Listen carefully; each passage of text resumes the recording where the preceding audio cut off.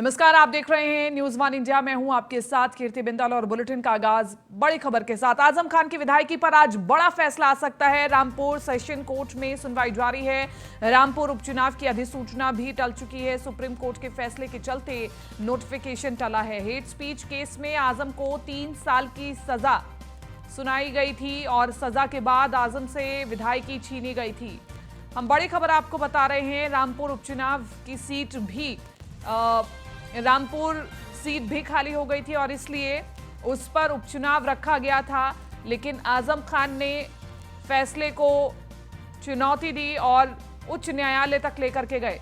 तो सजा के बाद आजम से विधायकी छीनी गई थी और आजम खान की विधायकी पर आज फैसला आ जाएगा और इसी के साथ साथ उच्च न्यायालय से फैसला देखना होगा क्या आएगा। रामपुर सेशन कोर्ट में सुनवाई जारी है। रामपुर उपचुनाव की अधिसूचना भी अभी टल गई है। तो बड़ी खबर हम आपको बता रहे हैं, सुप्रीम कोर्ट के फैसले के चलते नोटिफिकेशन टाल दिया गया है, क्योंकि आजम खान के वकील की ओर से यही कहा गया था कि जब तक ये फैसला कोर्ट में लंबित है तब तक चुनाव आयोग इस पर कोई फैसला ना ले। हमारे साथ ज्यादा जानकारी के साथ रामपुर से फहीम खान संवाददाता बने हुए हैं। फहीम खान, लगातार सबकी नजर रामपुर पर इसलिए बनी हुई है क्योंकि एक तो high profile seat Rampur seat और उसके ऊपर उपचुनाव की घोषणा कर दी गई थी, लेकिन अब जब तक फैसला नहीं आ जाता आजम खान के उस फैसले के ऊपर, तब तक यहां पर अभी नोटिफिकेशन को टाल दिया गया। अभी क्या माहौल है, कितनी देर तक फैसला आना संभव है? जी देखिए कीर्ति, मैं आपको बता दूं कि आजम खां के लिए आज बड़ा अहम दिन है। उनके भविष्य का फैसला और उनकी विधायकी के सीट का फैसला आज यहाँ होना है। रामपुर, चूंकि इस टाइम पूरी देश और दुनिया की नजरें इस वक्त रामपुर पर टिकी हुई हैं और आजम खां के वकील से लेकर सरकारी वकीलों तक का एक जमावड़ा पूरी तरह से सेशन कोर्ट में मौजूद है और वो बहस कर चुका है और बहस दोनों तरफ से हुई है। उसमें नजीरें पेश की गई हैं और उसके बाद में जो गहमा गहमी है वो बरकरार है। शिकायतकर्ता आकाश सक्सेना हनी यहाँ कोर्ट के अंदर मौजूद है और आजम खां अभी कोर्ट रूम में नहीं पहुंचे हैं, लेकिन जिस तरह से लगातार आजम खां को लेकर कयासबाजी लगाई जा रही है कि ये फैसला जो होगा आजम खां के लिए बड़ा अहम होगा और बड़ा खास होगा, क्योंकि आज जो फैसला होना है उनकी विधायकी का होना है और चूंकि नोटिफिकेशन जारी होना था कल आज से ही लेकर, तो जिस तरह से सुप्रीम कोर्ट ने इसमें संज्ञान लेते हुए सुप्रीम कोर्ट ने एमपी एमएलए कोर्ट से कहा था कि इनको सुने। सेशन कोर्ट में जैसे ही कल आजम खां पहुंचे थे तो आजम खां ने उसमें उनको जमानत दे दी थी कोर्ट ने, सेशन कोर्ट ने, और 16 तारीख लगाई थी। लेकिन शाम होते होते कीर्ति सुप्रीम कोर्ट ने फिर कहा था कि इसकी सुनवाई कल ही कर ले। तो इस तरह से अगर आप देखें तो ये सुप्रीम कोर्ट की बड़ी अहम फैसले की कड़ी है ये, जो आज सेशन कोर्ट में देखने को मिल रही है। और कहीं ना कहीं सेशन कोर्ट का जो ऊपर जो आदेश है सुप्रीम कोर्ट का वो दिख रहा है, क्योंकि आज जो सुनवाई हो रही है उसमें फैसला 4 और 5 के बीच या 6 बजे तक आ सकता है। लेकिन जिस तरह से रामपुर के अंदर गहमा गहमी है, सियासी पारा रामपुर के अंदर इतना हाई है कि इस सर्दी के मौसम में भी लोगों के पसीने छुड़ा रहा है और फैसला क्योंकि आजम खां के लिए पक्ष और विपक्ष में दोनों में आना है, तो ऐसे मामले में, ऐसे माहौल में आजम खां भी पसीने से तरबतर हो रहे होंगे और उस घड़ी का, उस फैसले का इंतजार कर रहे होंगे और वो भी अपने ईश्वर से प्रार्थना कर रहे होंगे कि उनके हक में फैसला आए। तो दूसरी तरफ वहीं आकाश सक्सेना हनी जो लगातार क्योंकि कोशिश पूरी की जा रही है कि आजम खान की विधायकी को रद्द ना किया जाए, क्योंकि उनके वकील पी चिदम्बरम, उन्होंने उच्च न्यायालय में यही कहा कि आप यही अहम बिंदु देख लीजिए कि जो बीजेपी के विधायक थे विक्रम सैनी, उनकी सदस्यता को इतने वक्त के बाद रद्द किया गया और आजम खान की सदस्यता को फैसले के तुरंत बाद ही रद्द कर दिया गया। तो ये डिफरेंस उन्होंने उच्च न्यायालय में रखा और उसको आधार मानते हुए ये कहा कि अभी तो उपचुनाव होने में टाइम है, तब तक आजम खान के पास लड़ने का पूरा अधिकार है और इसलिए पूरी प्रक्रिया आगे चलती हुई। जी देखिए कीर्ति, बिल्कुल आप सही फरमा रही हैं।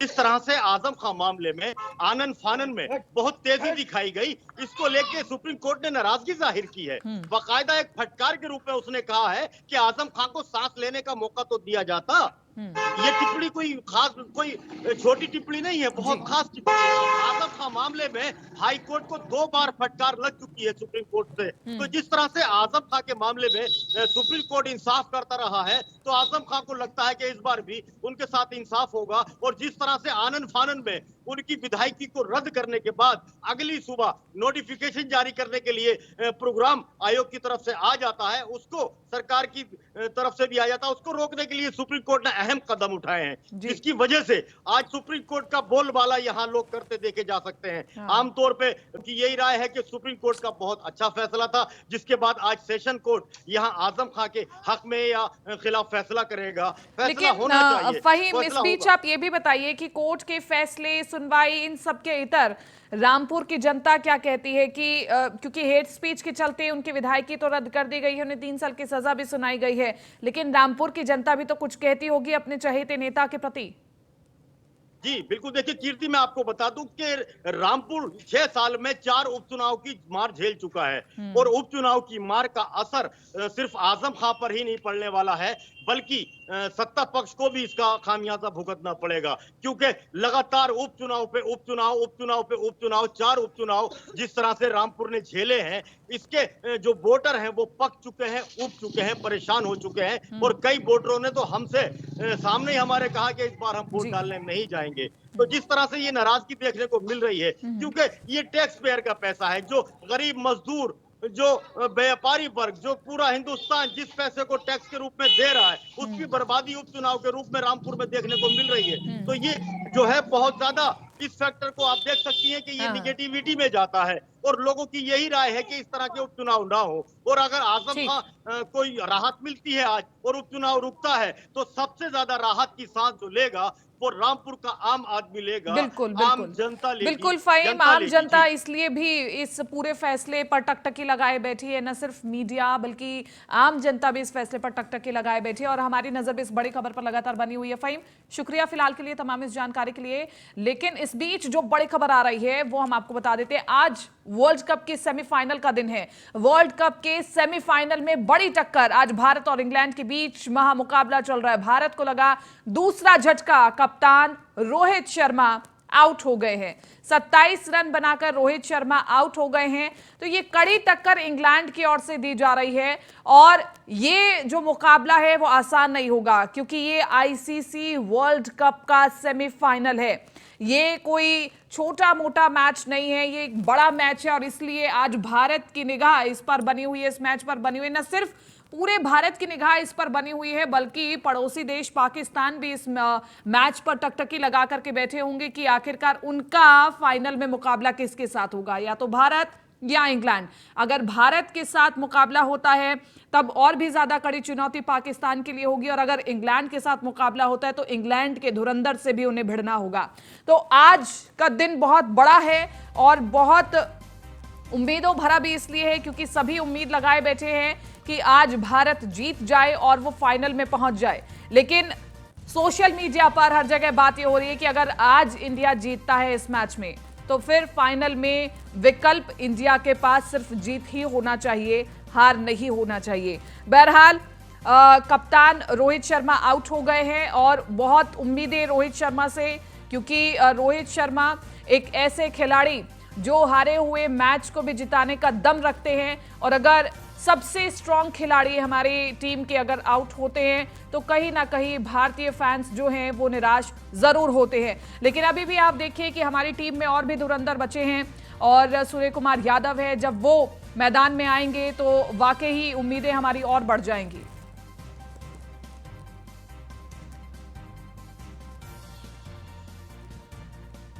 चलिए आगे बढ़ रहे हैं। मैनपुरी लोकसभा उपचुनाव लड़ेंगी डिंपल यादव, ये बड़ी खबर हम आपको बता रहे हैं। डिंपल यादव के नाम पर अखिलेश यादव ने मोहर फाइनली लगा दी है। कन्नौज की पूर्व सांसद है डिंपल यादव। अखिलेश यादव ने डिंपल यादव पर भरोसा जताया है। तो ये हम बड़ी खबर आपको बता रहे हैं, बड़ी अपडेट, जिस बीच चर्चा ये चल रही थी कि तेज प्रताप यादव को मौका मिलेगा। और चूंकि तेज प्रताप यादव इस सीट से पहले जीते भी हुए हैं और उस बीच डिंपल यादव का नाम कहीं ना कहीं पीछे चल रहा था, लेकिन डिंपल यादव के नाम पर मोहर लगा करके समाजवादी पार्टी ने पूरा गेम पलट दिया है। और ऐसे में अब बीजेपी के लिए भी बड़ी चुनौती कि वो इस सीट से किसे उतारेंगे। तो डिंपल यादव के नाम पर अखिलेश यादव ने मोहर लगाई है और लगातार राजनीतिक गलियारों में चर्चा ये की जा रही है कि क्या ये राजनीति में नया ट्रेंड स्थापित करने की कोशिश है। हम आपको अब ट्वीट दिखा रहे हैं समाजवादी पार्टी का, जिसमें फाइनली ये बता दिया गया है कि डिंपल यादव मैनपुरी सीट से उपचुनाव लड़ेंगे। समाजवादी पार्टी द्वारा लोकसभा क्षेत्र मैनपुरी उपचुनाव 2022 हेतु श्रीमती डिंपल यादव पूर्व सांसद को प्रत्याशी घोषित किया गया है। रामपुर की जनता डिंपल यादव को सराखों पर बिठाती है या नहीं, ये बड़ा सवाल है। मैनपुरी की, माफ कीजिएगा, मैनपुरी सीट की जनता डिंपल यादव को अपनी सराखों पर बिठाती है नहीं, ये बड़ा सवाल। अखिलेश यादव ने डिंपल यादव पर भरोसा जताया है। अब आगे बढ़ रहे हैं, बात कर रहे हैं लखनऊ से। एलडीए के नोटिस पर बिल्डर ने जवाब भेजा है। बीजेपी राज्यसभा सांसद संजय सेठ का एलडीए को जवाब। एलडीए के नोटिस पर नाराज संजय सेठ का पत्र। जिस प्रोजेक्ट पर नोटिस वो मेरा नहीं है, तो मेरे नाम पर व्यक्तिगत नोटिस आया।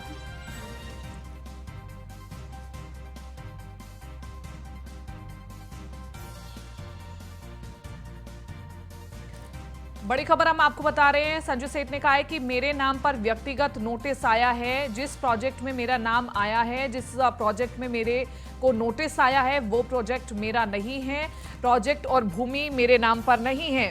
नोटिस से मुझे और पार्टी की अपूर्णीय क्षति हुई है। आगे नोटिस देने से पहले तथ्य को जांच लिया जाए।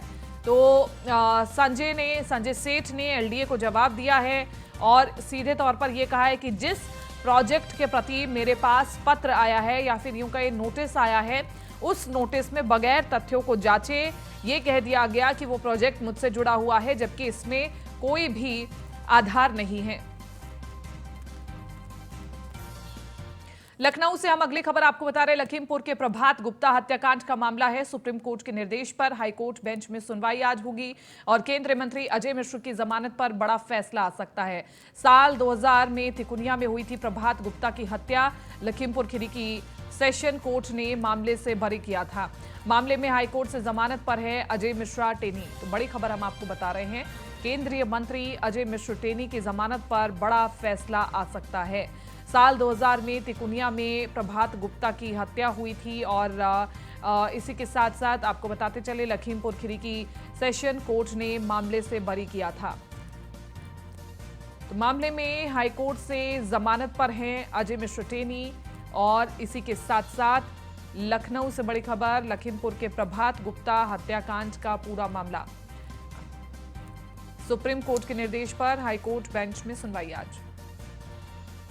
बाराबंकी में खाद नहीं मिलने पर एक किसान पेड़ पर चढ़ गया और आत्महत्या करने की धमकी देने लगा। मामला रामनगर तहसील के त्रिलोकपुर कस्बा के साधन सहकारी समिति का है। वही किसान के पेड़ पर चढ़ने के सूचना पर पुलिस प्रशासन के हाथ पांव फूल गए। पुलिस मौके पर पहुंची और किसान भारत रावत को समझा बुझाकर नीचे उतारा गया और अपने साथ थाने ले गए। किसान के पेड़ पर चढ़कर हाई वोल्टेज ड्रामा करने का वीडियो वायरल हो रहा है।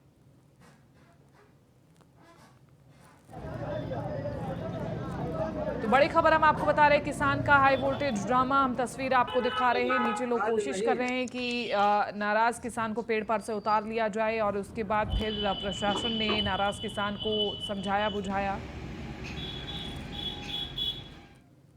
हम आगरा से अगली खबर आपको बता रहे हैं, विद्युत उपखंड कार्यालय में रिश्वत का खेल उजागर हुआ है। बिजली विभाग के बाबू का रिश्वत लेते वीडियो वायरल हुआ है। ग्रामीणों ने रिश्वत लेते मुन्ना लाल का वीडियो बनाया। शमशाबाद विद्युत उपखंड कार्यालय में आरोपी तैनात है। तो बड़ी खबर हम आपको बता रहे हैं, बिजली विभाग के बाबू का रिश्वत लेते वीडियो वायरल और ये वीडियो कई तरह के सवाल खड़े कर रहा है कि सरकारी कर्मचारी किस तरह से आम जनता को ठग रहे हैं, आम जनता को डरा कर, धमका कर या लालच देकर उनसे रिश्वत ले रहे हैं। शमशाबाद विद्युत उपखंड कार्यालय में तैनात है आरोपी। अब विद्युत उपखंड कार्यालय में रिश्वत का जो खेल उजागर हुआ है, उसमें आगे कैसी कार्रवाई होगी, ये बड़ा सवाल। तो बिजली विभाग के बाबू का रिश्वत लेते हुए वीडियो वायरल। हम तस्वीरें आपको दिखा रहे हैं, तस्वीरें गुपचुप तरीके से बनाई हुई हैं ताकि इन तस्वीरों के माध्यम से दर्शाया जाए कि कैसे आम जनता को यहाँ पर ठगा जाता है। संदीप ज्यादा जानकारी के साथ संवाददाता बने हुए फोन लाइन पर। संदीप, विद्युत उपखंड कार्यालय में जो आरोपी तैनात है जिसने रिश्वत ली है, जो कि ऑन रिकॉर्ड कैमरा पर रिकॉर्ड हुई है, अब इस वीडियो के आधार पर आगे क्या कार्रवाई हो सकती है? संदीप, इस वीडियो के आधार पर आगे क्या कार्रवाई हो सकती है? बिल्कुल, देखिए आपको बता दें कि पूरा मामला विद्युत उपखंड शमशाबाद कार्यालय का है, जहां पर एक वीडियो वायरल हो रहा है जिसमें बताया जा रहा है कि एक बाबू है जो कि रिश्वत लेते हुए दिखाई दे रहा है। आप इन वीडियो में देख सकते हैं कि बाबू रिश्वत लेते हुए साफ तौर पर देखा जा सकता है। तो कहीं ना कहीं सरकार की छवि को दुर्बल करने का ऐसे बाबू काम कर रहे हैं और इन पर कार्रवाई की जाए। अभी हमारी इस विषय में जो एसडीओ है उनसे बात हुई है, उनका कहना है कि मामला उनके संज्ञान में आया है और मामले की जांच की जा रही है। जांच में जो भी दोषी पाया जाएगा उस पर कार्रवाई की जाएगी। संदीप, इसी के साथ साथ ये जो रिश्वतखोरी का खेल है वो कब से चल रहा था? क्योंकि ये कोई पहला मामला तो होगा नहीं कि इस अधिकारी ने एक ही व्यक्ति से रिश्वत ली होगी। बिल्कुल, देखिए कहीं ना कहीं पूर्व में भी कई मामले ऐसे शमशाबाद से वायरल हुए हैं जिसमें रिश्वत लेते हुए बाबू और विद्युत विभाग के लोग तमाम देखे गए हैं। लेकिन बड़ी बात यह है कि बड़ा सवाल यही है कि विद्युत विभाग ऐसे बाबुओं पर कार्रवाई क्यों नहीं करता। लेकिन जब वीडियो वायरल होता है तो जांच कर कार्रवाई का आश्वासन देकर मामले को ठंडे बस्ते में डाल दिया जाता है। तो कहीं ना कहीं इन पर एक बड़ी कार्रवाई नहीं दिखती। अगर इन पर बड़ी कार्रवाई की जाए तो एक और लोगों को भी ये संदेश मिले और कहीं ना कहीं इन पर लगाम लगाई। संदीप, बड़ा सवाल ये है कि क्या आम नागरिक जागरूक है? अगर उनसे ये अधिकारी रिश्वत मांगते हैं तो क्या वो शिकायत करते हैं या फिर वो भी इस तरह से मजबूर होकर के रिश्वत देते हैं अधिकारियों को? देखिए बिल्कुल, अगर बात की जाए आम नागरिक जागरूक की तो कहीं ना कहीं रिश्वत का खेल पूर्व समय से ही चलता चला रहा है। लेकिन यह भी मामला खुद नागरिक ने वीडियो बनाकर और इसको सोशल मीडिया पर वायरल किया है, जिसके बाद यह वीडियो वायरल हुआ है। तो कहीं ना कहीं आम नागरिक भी जागरूक होता चला जा रहा है और वह खुद वीडियो बनाकर ऐसे अधिकारियों पर सीएम योगी से पोस्ट कर कार्रवाई की मांग कर रहे हैं। ठीक है, शुक्रिया तमाम इस जानकारी के लिए। आगरा से अगली खबर आपको बता दें, निकाय चुनाव से पहले वोटरों का नोटिस, मतदाता सूची में धांधली आई सामने। 600 से अधिक वोटरों को आपत्ति का नोटिस जारी हुआ है। कस्बे में 30 साल से रह रहे लोगों को नोटिस दिए गए। आपत्ति करने वालों के खिलाफ लोगों में आक्रोश दिखाई दे रहे। नोटिस में वोटरों के कस्बे का निवासी नहीं होने का दावा किया गया है। शमशाबाद नगर पालिका क्षेत्र का पूरा मामला बताया जा रहा है। तो बड़ी खबर हम आपको बता रहे हैं, 600 से अधिक वोटरों की आपत्ति दर्ज करने का मामला। कस्बे में 30 साल से रह रहे लोगों को नोटिस दिया गया है और आपत्ति करने वालों के खिलाफ लोगों में आक्रोश दिखाई दे रहा है। बड़ी खबर आपको बता रहे हैं, हम लोगों की तस्वीर दिखा रहे हैं जो लोग इसका विरोध कर रहे हैं। नोटिस में वोटरों के कस्बे का निवासी नहीं होने का दावा किया जा रहा है। अब ये कंफ्यूजन कैसे हुई है, इस कंफ्यूजन को कैसे दूर किया जाएगा, क्या इस समस्या को समय रहते हल किया जाएगा या फिर धरने पर ये लोग यूं ही बैठे रहेंगे, बड़ा सवाल है। 25 साल से कम वोट दे रहे हैं। ठीक है, हमारी अब वोट काट दी गई है। क्यों काट दी गई है, इसका कोई हमें प्रूफ बताए। क्या निवासी नहीं है। कागज क्या है तुम्हारे पास? हमारे पास नोटिस आया है। क्या लिखा है नोटिस में? इसमें लिखा है कि तुम यहाँ के निवासी नहीं है। किसने लिखा है? बल्लो उर्फ मेघ सिंह। तो क्या लिखा है? गुप्ता। अच्छा, तो कब से रह रहे हैं आप शमशाबाद में? हम करीबन 2002 से रह रहे हैं। कौन से वार्ड नंबर में? Ward number 16। अच्छा, मोहल्ला अच्छा खिड़की। तो वोट काटी जा रही। तो ये बड़ी खबर शमशाबाद नगर पालिका क्षेत्र की हम बता रहे हैं, जहां पर निकाय चुनाव से पहले वोटरों को नोटिस दिया गया। वोटर ये सवाल पूछ रहे हैं कि वो जाएं तो जाए कहां, और वो उसी कस्बे में रहते हैं, काफ़ी लंबे समय से रह रहे हैं, यहीं पर जन्म हुआ, यहीं पर पैदा हुए, फिर आखिरकार क्यों ये कहा जा रहा है कि वो उस कस्बे के निवासी नहीं है। संदीप हमारे साथ बने हुए ज़्यादा जानकारी के साथ। संदीप, एक बार ये पूरा मामला क्या है समझाएं, और आखिरकार अब इन जो 600 से अधिक वोटर्स हैं इनके पास विकल्प क्या है? जी बिल्कुल, देखिए आपको बता दें कि पूरा मामला नगर पालिका शमशाबाद के कस्बे शमशाबाद का है, जहां पर 600 से अधिक ऐसे वोटर हैं जिन्होंने आपत्ति दर्ज कराई है। उनका कहना है कि वह 30 साल से कस्बे में रह रहे हैं, लेकिन उसके बावजूद भी उनको वोट को काट दिया गया है और उन्हें नोटिस के जरिए यह संदेश दिया गया है कि आप यहाँ के निवासी नहीं हो। जबकि उन लोगों का कहना है कि पिछले 30 साल से वह कस्बे में ही रह रहे हैं, लेकिन फिर भी उनकी वोटों को काटा जा रहा है और उनको लिए नोटिस भेजा जा रहा है। जी संदीप, इसी के साथ साथ कितने वक्त से ये लोग धरने पर बैठे हैं और ऐसे कैसे, कौन सा ऐसा सर्वे हुआ जिसमें कहा गया कि ये जो 600 वोटर्स हैं वो उस कस्बे के नहीं हैं? देखिए, कहीं ना कहीं जो लोग हैं वो काफी समय से यहाँ पर रह रहे हैं और उन्होंने 600 से अधिक ऐसे वोटर हैं जो आपत्ति दर्ज करा रहे हैं और उनमें साफ नगर पालिका है जो उसके खिलाफ आक्रोश भी देखा जा रहा है। उनका कहना यही है कि वो 30 साल से यहाँ रह रहे हैं तो और उनके पास सभी दस्तावेज हैं जिनको वह अपने साक्ष्य के लिए अपने साथ लेके चल रहे हैं, एड्रेस प्रूफ हो या वो आईडी प्रूफ हो, जिससे यह सिद्ध होता है कि वो कस्बा शमशाबाद के निवासी हैं। लेकिन फिर भी निकाय चुनाव से पहले ही इस तरीके से नोटिस देकर वोटरों की वोट काटने का काम चल रहा है, तो कहीं ना कहीं लोगों में ये आक्रोश भी पूरी तरह से देखा जा रहा है। अब ये जो बैठे हैं तमाम जो वोटर्स अब धरने पर, इनकी बात को क्या सुना जा रहा है या फिर नहीं? देखिए, इसके लिए उप जिला अधिकारी से बात की गई है तो उन्होंने भी यही कहा है कि हम मामले की जांच कर रहे हैं और अगर ये यहाँ के निवासी हैं, उनके पेपर डॉक्यूमेंट हैं, उनको वेरीफाइड किया जाएगा। अगर वो यहाँ के निवासी हैं तो उनकी वोट को नहीं काटा जाएगा। अभी तक अधिकारी इसी चीज का आश्वासन दे रहे हैं। ठीक है, शुक्रिया तमाम इस जानकारी के लिए। तो मतदाता सूची में धांधली सामने आई है। अब ये कह दिया गया है कि एक बार फिर से जांच की जाएगी और दस्तावेज एक बार फिर से खंगाले जाएंगे, मैच किए जाएंगे। अगर मैच होते हैं तो फिर ये जो तमाम 600 वोटर्स हैं जिन्हें कहा जा रहा है कि वो उक्त कस्बे के नहीं हैं, फिर से उन्हें वो पहचान मिल जाएगी और इन लोगों की समस्या दूर हो जाएगी। बहरहाल इस पूरे मामले में क्या निष्कर्ष निकल करके आता है, ये बड़ा सवाल है और इस पर हमारी नज़र बनी भी हुई है।